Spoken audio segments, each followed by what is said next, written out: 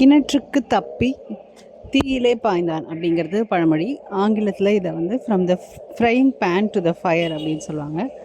ஒரு மோசமான சூழல்லேருந்து அதை விட மிக மோசமான ஒரு சூழலுக்கு போய் மாட்டிக்கிறத இதை காட்டுது.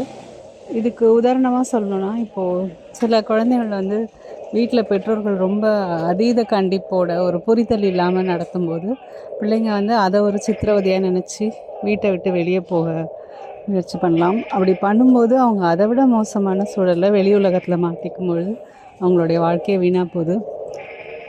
இது எதை காட்டுதுன்னா, அந்த வீட்டில் எப்போவுமே சமாதானமும் ஒரு அமைதியும் நிலவணும் அப்படிங்கிறத காட்டுது. பெற்றோர்கள் ஒரு சிறிய புரிதலோட ஒரு நட்புணர்வோட குழந்தைகளை அணுகுனாலே இந்த பிரச்சனை எல்லாமே சால்வ் ஆயிரும். அதனால் ஒரு ஒரு சூழலையும் கணிக்கும் பொழுது, இப்போது சிறு குழந்தைகளுக்கு இது சொல்லும் பொழுது அவங்களுக்கு வந்து அதை புரிதல் இருக்காது.